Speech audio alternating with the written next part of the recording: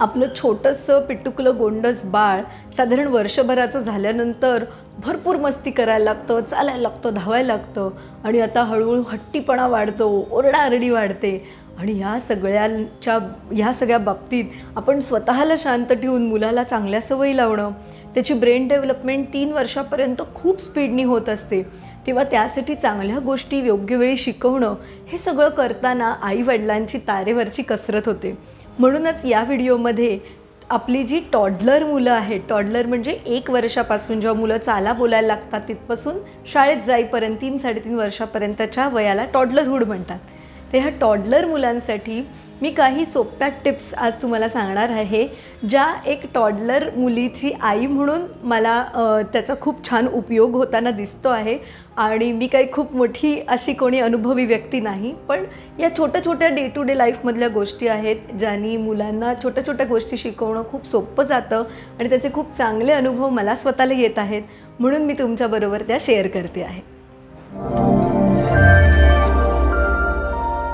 नमस्कार मंडळी, मी न्यूट्रिशनिस्ट अनुजा आणि द ग्रीन पंच आपल्या चॅनलवर तुम्हा सगळ्यांचं खूप खूप मनापासून स्वागत.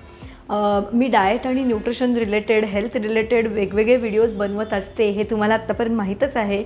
परंतु रिसेंटली मला बाळ झाल्यामुळे प्रेग्नन्सी प्लॅन करण्यापासनं ते अगदी आजच्या विषयापर्यंत मी ह्या सगळ्या प्रवासाचे सुद्धा माझे अनुभव आणि आरोग्य छान ठेवण्यासाठीचे वेगवेगळे गोष्टी याबद्दलचे काही विशेष व्हिडिओज बनवलेले आहेत. तुम्ही जर ही सिरीज चेक केली नसेल तर नक्की आपल्या द ग्रीन पंचवरही चेक करा आणि तुम्हाला जर अशा वेगवेगळ्या विषयांवरचे व्हिडिओ आवडत असतील तर आपल्या चॅनलला नक्की सबस्क्राईब करा. तर ह्या टॉडलर्ससाठी विशेष टिप्स सुरू करण्याआधी मला एक गोष्ट तुम्हाला सांगायची आहे. आत्ता मी ज्या टिप्स सांगते त्याबद्दल मी वेगवेगळ्या पॅरेंटिंगच्या पुस्तकांमध्ये वाचलेलं आहे, काही अनुभवी व्यक्तींच्या इंटरव्ह्यूजमधून काही गोष्टीतनं शिकलं आहे आणि मी ते माझ्या मुलीवर करून बघितलं आणि त्याच्यातून मला काहीतरी चांगलं मिळालं, तिच्या वागण्यामध्ये मला चांगले बदल दिसून आले आणि म्हणून मी ते तुमच्याबरोबर शेअर करते आहे. ह्यातली प्रत्येक गोष्ट प्रत्येक मुलाला अप्लाय होईल असं अजिबातच नाही आहे, परंतु पालकांना बरेचदा समजत नाही की काय वागायचं, कारण इंटरनेटवर एवढी इन्फॉर्मेशन अवेलेबल आहे की खरंच कशाने फायदा होतो हे बरेचदा समजत नाही. म्हणून माझा हा छोटासा प्रयत्न आहे. यातल्या ज्या चांगल्या गोष्टी तुम्हाला अप्लाय करता येतील त्या करा आणि त्या व्यतिरिक्तही तुम्हाला काही खूप इंटरेस्टिंग गोष्टी माहिती असतील तर मला कमेंटमध्ये कळवतच राहा. तर आजची या व्हिडिओमधली पहिली टिप आहे ती म्हणजे लहान मुलांकडनं प्रार्थना किंवा श्लोक म्हणून घेणं. तर आता आपण सगळेजण मोठे झालो आहोत आणि आपल्या लाईफस्टाईल डेव्हलपमेंटच्या, लाईफस्टाईल चेंजेसच्या बऱ्याच व्हिडिओजमध्ये किंवा इतर लोकही आपल्याला हे सांगतात की आपला स्ट्रेस कमी करण्यासाठी प्रार्थना करा, कारण त्यांनी ती जी प्रार्थनेची, मंत्रांची जी स्पंदनं आहेत त्यांनी आपल्यात खूप पॉझिटिव्हिटी येते आणि निगेटिव्ह इमोशन्स कमी व्हायला मदत होते. पण मग मुलांना ह्या सगळ्याचा काय फायदा आहे, तर मुलांनासुद्धा काही गोष्टींचा स्ट्रेस येतो. म्हणजे कसा, भीती वाटते एखादी नवीन गोष्ट करायला, ते कधीतरी कुठेतरी पडले तर परत त्या ठिकाणी जायला भीती वाटते, किंवा मुलंही खूप चंचल असतात कारण त्यांची ब्रेन डेव्हलपमेंट होते आहे, त्याच्यामुळे चंचलपणा हा त्यांचा स्वभाव गुण आहे, तो बदलणार नाही आहे. परंतु त्यांना हळूहळू स्थिर व्हायला शिकवणं, त्यांच्या मनात नेहमी प्रसन्नता राहणं, या सगळ्या गोष्टी सध्याच्या काळात खूप महत्त्वाच्या आहेत आणि त्याची सवय जर या वेळेत लागली किंवा लहानपणी लागली तर मोठेपणी त्यांना आपल्यापेक्षा ते नक्कीच या गोष्टींना चांगल्या प्रकारे सामोरे जाऊ शकतील. त्यामुळे तुम्ही एक सोपी साधी गोष्ट केलीत की सकाळी उठल्यानंतर देवाची प्रार्थना करायची, जेवणाच्या आधी करायची आणि रात्री झोपताना करायची. यासाठी जर तुम्हाला कुठले श्लोक म्हणायचे हे माहीत नसेल तर मला आत्ताच एक आयडिया सुचली की मी त्याच्यासाठी वेगळे शॉर्ट व्हिडिओज करीन की ज्याच्यामध्ये एक श्लोक आपण टाकू. तर त्याच्या लिंक्स मी डिस्क्रिप्शनमध्ये नक्की देईन ते शॉर्ट्स केल्यावर. तर असे एक 2 ओळींचा एक श्लोक म्हणण्याने सुद्धा आपल्याला आणि मुलाला खूप छान वाटतं आणि त्याच्या मनात पॉझिटिव्हिटी यायला याची खूप मदत होऊ शकते आणि आपल्या मंत्रांचं असंख्य परिणाम आपल्या मानसिक आरोग्यावर, ब्रेनचे कनेक्शन्स छान बनण्यावर, अशा खूप गोष्टींवर होतात आणि हे सायंटिफिकली प्रूव्ह झालेलं आहे. त्यामुळे ही सोपी गोष्ट तुम्ही मुलांच्या बरोबरीने आत्तापासून 1 वर्षाच्या वयापासून करायला नक्की सुरुवात करा. दुसरी आणि अतिशय महत्त्वाची आणि एकदम इफेक्टिव्ह टिप आहे ती म्हणजे इन्फॉर्म बिफोर यू परफॉर्म. खूप पिडियाट्रिशियन्स किंवा चाइल्ड सायकोलॉजिस्ट याबद्दल बोलतात आणि मला स्वतःला याचा खूप जास्त चांगला अनुभव माझ्या मुलीच्या बाबतीत आलेला आहे. तर इन्फॉर्म बिफोर यू परफॉर्म म्हणजे काय? आपण कुठलीही ॲक्टिव्हिटी मुलांबरोबर जेव्हा करतो, अगदी सिंपल गोष्ट त्याचं डायपर बदलणं असेल किंवा त्याला आंघोळीला नेण्यासाठी त्याचे कपडे काढणं असेल, त्या मुलाला अगदी लहान असल्यापासून, म्हणजे मी तर लिटरली अगदी बाळ असल्यापासून हे करत होते, पण त्याला इन्फॉर्म करायचं की तुम्ही काय करताय त्याच्याबरोबर. म्हणजे सोपं उदाहरण द्यायचं झालं तर समजा तुम्ही तुमच्या मुलाला आंघोळीला घेऊन चाललाय, हे तुमच्या डोक्यात आहे पण तुम्ही त्याला कम्युनिकेट केलं नाहीये आणि ते खेळतंय आणि तुम्ही येऊन डायरेक्ट त्याचे कपडे काढायला लागला तर त्याला कसं वाटत असेल. तर म्हणून की बाळा आता आपल्याला आंघोळ करायचे, तो करायचे, म्हणून आपण कपडे काढूया आणि मग मस्त गरम गरम पाणी केलंय आणि आंघोळीला जाऊया. अशा प्रकारच्या संवादाने खूप गोष्टी सोप्या होतात. ज्या मुलांना कुठल्या तरी गोष्टीची भीती वाटते किंवा कुठल्या तरी गोष्टींचा ताण येतो, त्यांना ते करायचं नसतं, ते हट्टीपणा करतात, या सगळ्या बाबतीत तुम्हाला ह्याचा उपयोग होतो. आणि दुसरी महत्त्वाची गोष्ट म्हणजे सध्या सगळे जे सांगतात की मुलांबरोबरचा संवाद कमी झाला आहे, त्या छोट्या छोट्या ॲक्टिव्हिटीजमधनं तुमचा एक बॉन्ड तयार होतो. मुलांच्या कानावर तेवढे जास्त शब्द पडतात, त्यांची भाषा चांगली होते.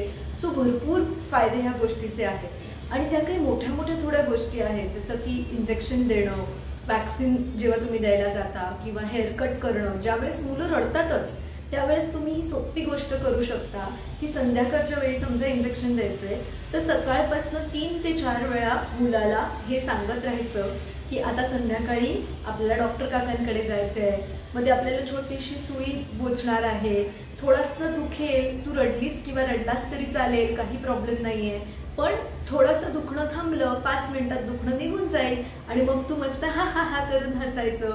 असं जेव्हा ही प्रोसेस आपण त्यांना सांगतो तेव्हा आपल्याबरोबर काय होणार आहे यासाठी ते आधीच तयार असतात आणि त्यामुळे सहजच ते या प्रसंगांना अगदी सहजपणे सामोरे जातात. आणि सर्वात महत्त्वाचं म्हणजे या गोष्टीची त्यांना भीती बसत नाही.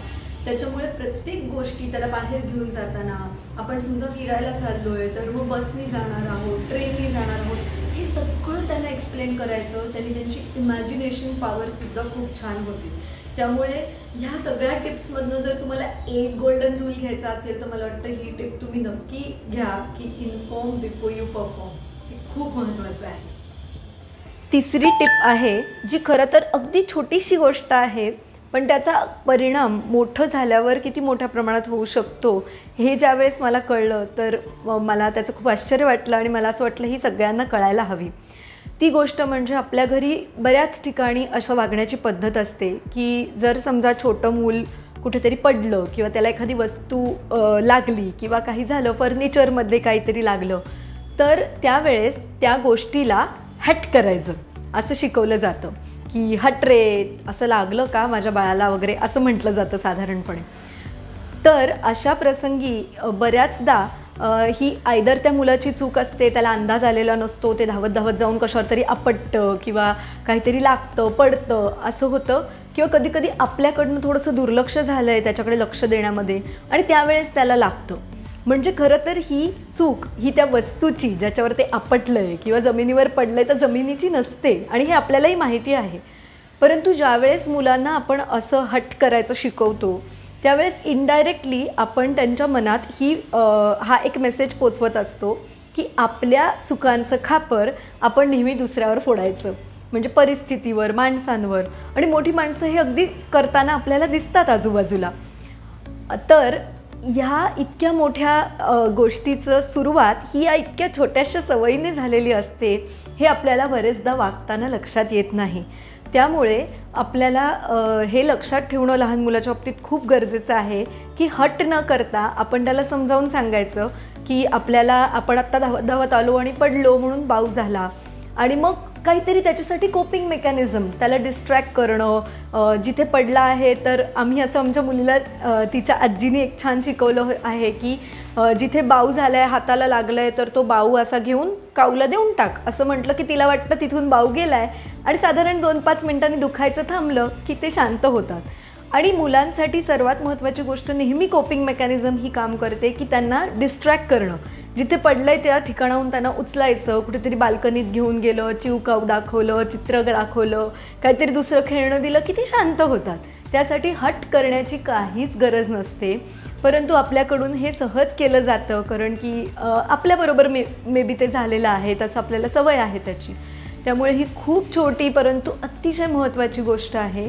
आणि ह्यामध्ये दुसरा भाग एक हाही आहे जो आम्ही प्रयत्न करतोय करायचा, की त्या वस्तूला पण लागलं का, तू ज्याच्यावर आपटलीस तिला पण लागलं का असं विचार, तिला पण बाऊ झाला असेल. यामुळे असं सांगितल्यामुळे आपण मुलांच्या मनात दुसऱ्याबद्दल सिम्पथी किंवा एम्पथी ज्याला म्हणू शकतो, सिम्पथी नाही एम्पथी निर्माण करतो. म्हणजे आपल्यामुळे दुसऱ्याला त्रासही होऊ शकतो, मग त्याला पण सॉरी म्हणू शकतो आपण, किंवा त्याचा पण बाऊ काऊला देऊ शकतो. अशा प्रकारे जर आपण मुलांना सवय लावली तर पहिल्या 4-5 वेळाच त्यांना सांगावं लागतं, मग ह्या सगळ्या गोष्टी ते त्यांचे तेच करतात आणि आपोआप शिकतात. आणि ह्याचा मोठेपणी आपल्या चुकांची रिस्पॉन्सिबिलिटी घेणं, चुका करायला न घाबरणं, या सगळ्या गोष्टींसाठी खूप मोठ्या प्रमाणात याचा परिणाम दिसून येतो. आणि त्यामुळे तुम्ही हे नक्की प्रॅक्टिस करायचा प्रयत्न करा. चौथी टिप आहे ती म्हणजे मुलांच्या मनात निर्माण होणारी वेगवेगळ्या गोष्टींची, प्रसंगांची भीती. आता बऱ्याच मुलांना आपण बघतो की काही मुलांना अंधाराची भीती वाटते, काही मुलांना प्राण्यांची भीती वाटते, काही मुलांना किडे, सरपटणारे प्राणी यांची भीती वाटते, काहींना इंजेक्शनची भीती वाटते. तर ह्या सगळ्या ज्या भीती आहेत त्या मुलांना नॅचरली आपसुकच नसतात, त्या त्यांच्याबरोबर घडलेल्या गोष्टींमुळे, प्रसंगांमुळे, अनुभवांमुळे आलेल्या असतात. आणि बऱ्याच पक्षी ही भीती घालण्यात किंवा ही भीती निर्माण करण्यात पालक आणि पालकांचं वागणं, आपलं वागणं जबाबदार असतं. ते कसं, तर मगाशी मी तुम्हाला जे इंजेक्शनचं उदाहरण दिलं की सकाळपासून मुलाची तयारी मनाची करायची, परंतु इंजेक्शन ॲक्च्युली जेव्हा त्या मुलाला लागतं तेव्हा त्यालाही हे समजतं की सुई टोचल्यानंतर आपल्याला दुखतं, त्रास होतो आणि नॅचरलीच थोडीशी भीती त्याच्या मनात निर्माण झालेली असते. पण जर आपण त्याला शिकवलं की इंजेक्शन आपल्यासाठी छान आहे आणि एकदा ते टोचलं की त्याच्यानंतर काही नाही होत, तो बाऊ निघून जातो, की ते मूल त्या गोष्टीशी नॉर्मलाइज होतं. पण आता पुढे काय होतं मजा बघा.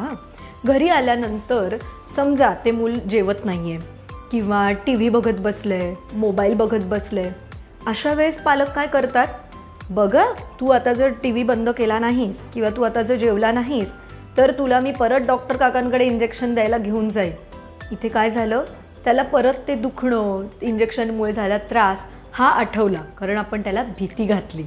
आणि असं सतत भीती घालण्यामुळे त्याच्या इंजेक्शनविषयी मनात नसलेली भीती आपण घालतो आणि पुढच्या वेळेस तो डॉक्टरकडे यायला तयारच होत नाही.